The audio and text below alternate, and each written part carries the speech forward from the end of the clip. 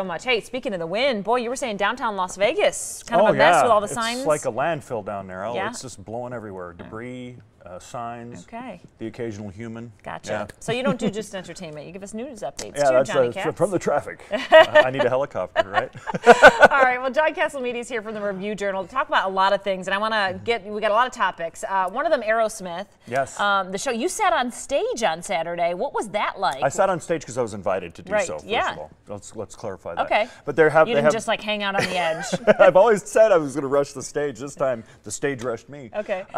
They have super VIP tickets available for the Aerosmith Deuces Are Wild show that is at Park Theater at Park MGM, which opened on Saturday night. There is Steven Tyler on the left and Joe Perry on the right, bona fide rock stars. Oh, yeah. And so if you look at that photo there, I was on the right side off the stage there, and you get to observe the show from that point. The band's right on top. At one point, Steven Tyler came down, but they both, Tyler and Perry, had come down our aisle, and you can see some of the video that I posted on Johnny Katz on Instagram.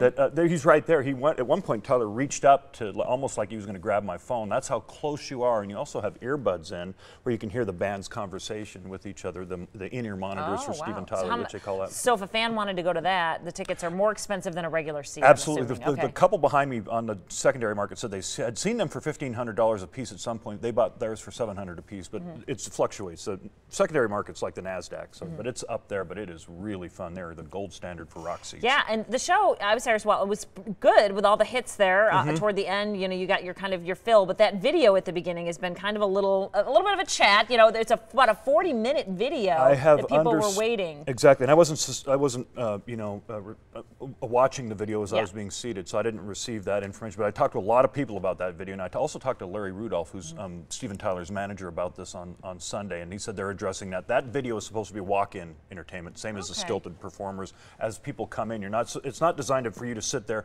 and watch 40 minutes of Aerosmith and then watch the band come out. I think it was just mistimed and not planned properly for the opening night. I'm going to go back and see it and see if that's still the thing. But the rock show itself was fantastic. Yeah, it's a case of, you know what? It's Steven Tyler. He's 71. He killed it.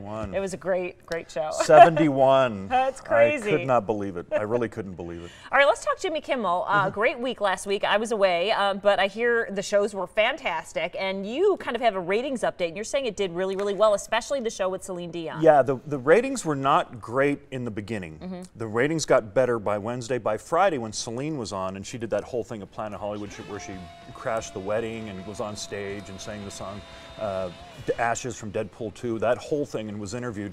That night was one of his highest rated shows of the year, and was a lot higher than the Monday show, and also a lot higher than the Friday show that he did in Brooklyn last year, with the same type of thing, was other hometown.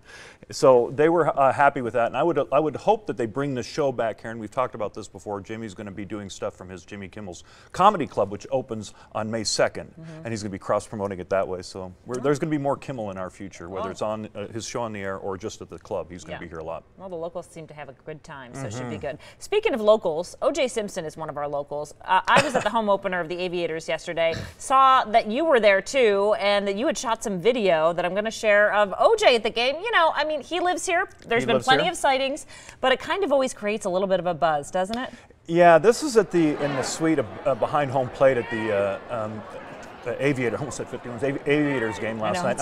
I'm honestly, Dana, walking through this. You can see I'm with friends, I'm with people I know, and I'm walking through, and I say, "Wait a second!" And I wheel around, and there's O.J. Simpson. Now, O.J. lives out near there. He's going to be, I expect, at other baseball games. It's the first time I have seen him in person, and I took a few photos of him. Now, it's whenever you post about O.J. In Las Vegas, you get an immediate verdict and response on your social media. I will tell you that. You do. It's instant. But there he is. That's him at the bar. He was having drinks. He said to a friend of mine who was out there, a female who was out there, he went up, looked her up and down, and said, I quote, "Damn." All right. So now she's nervous. Okay. Let's not go there. Let's move on to the Coliseum.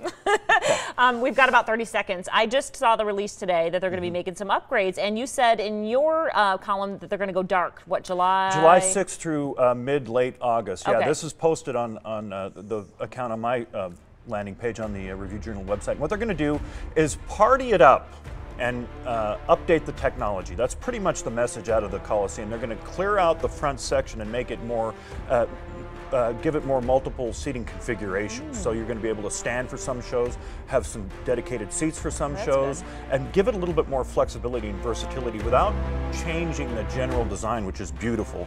And so yeah, Reba Brooks and Dunn closes this July 6th. Return date is September with Rod Stewart. There might be something before that. And Katy Perry visited that place Friday, and she wasn't just checking it out either. She was interested in doing a residency. Read more in the column, and we'll see Cats next week. Thanks for joining us.